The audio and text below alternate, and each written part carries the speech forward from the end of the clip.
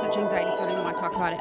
But that means you got to dive deeper into it because it gives me hella anxiety. It's literally my whole life. It's literally everything I do. I'm like, I could walk, but like, what's walking really? Yeah. You know, like on everything I do. It's like everything I say, I'm like, how are you? I'm like, oh, I wonder if I could have like, I don't know, whatever.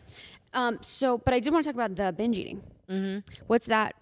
Because I've had experience with that too. Yeah. What's that like for you? It's funny because being in therapy, it kind of was like, I was like, oh, I think it started here. I think it started with this. You don't realize how even the people around you and their eating habits and how they eat and their body image shit and their, like, the things you listen to really affects yourself. You know, definitely dancing when you're young and having, like, I had a dance teacher tell me once I had to be no more than like 9. She's like, you'll never be a real ballerina or even a professional dancer in the jazz world or any other world because your boobs are too big. I'm 9 years old. I know my boobs are bigger than the other girls. I'm worried about this every day. And that's what you tell me. And it's funny because I didn't realize that I held that shit with me forever. I like insecurity all the time about it. And now it's to the point where it's like, no, I can't do that. 2012 was like a switch for me for that. But with the eating, I can't really pinpoint what it might have been. I do know that one thing I did with eating is that I didn't want to like talk. I didn't want to tell people what was wrong with me. Like stuffing emotions. Exactly. That my old white lady therapist told me that. Like she was like, you're literally, it's like, so you're physically stuffing down your words. And I was like, mind blown.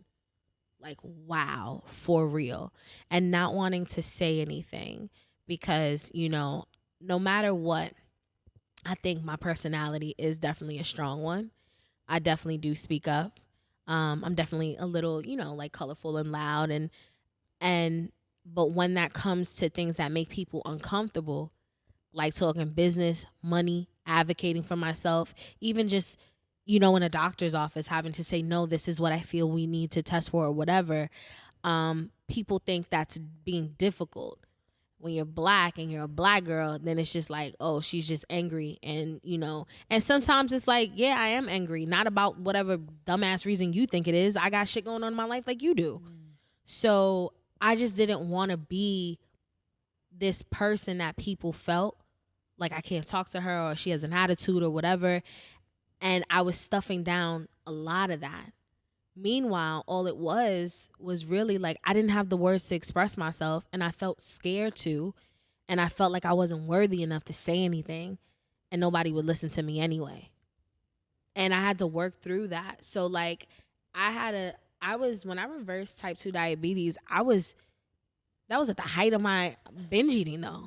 So I had to learn how to like binge within a space that was like, I was letting it flow.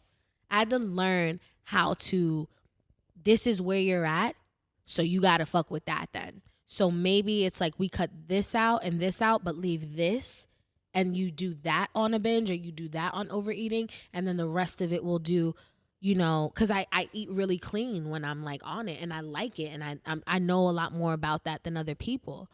But I had to really just say, surrender to what is. What can you really do? And even just recovering and being in recovery, it's like, I really, like my therapist the other day, she said, you know, this has worked for you for a long time. And it's not that it works for me because it's healthy.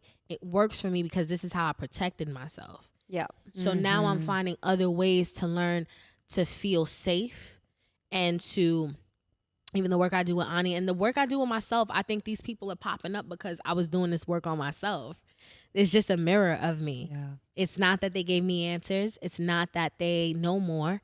It's just that when the student is ready, the teacher will appear and you see more into yourself. So now it's like, okay, you know, I know that like I need to allot a space to eat certain things that I would want to eat, even if I still don't want to eat them, because right now I'm still in that stage of like, it could slip back and go real left. Yeah. Like, what do you mean? Like, as an example, like eat treats?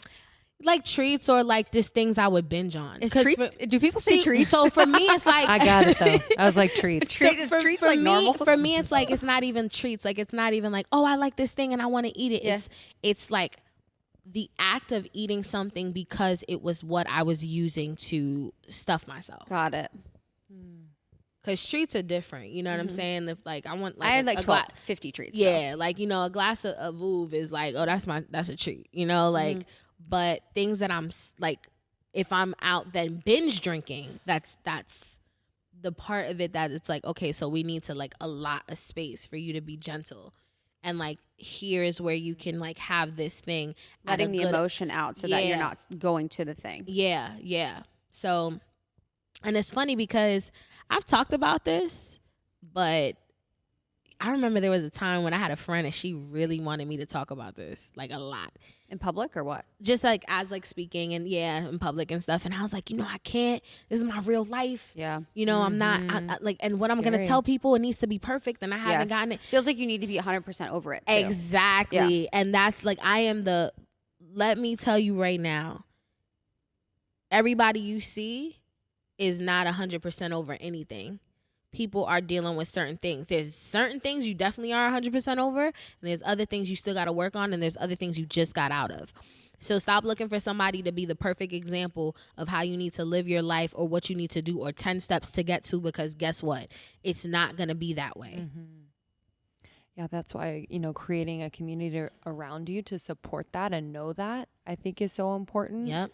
You know what I mean? Because if you have people around you that are kind of like looking for that fuck up or like misstep, it can like for me that makes me spiral. I'm like, here I go, going back to what I was doing. You know what I mean? Same. But if you have people around you that are like, okay, let's do it. Like next time, like there's always a next time. You can kind of choose now in this moment. Yeah. You know, I think it's so important.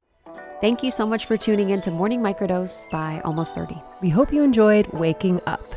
As always, we encourage you to take what resonates and leave the rest.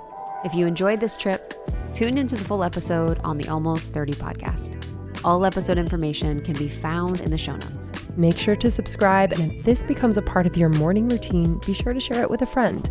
We have new inspiring doses Monday through Friday. Follow us on Instagram at Morning Microdose, and follow Almost 30 at Almost 30 Podcast. Thanks for listening. We'll see you in the vortex.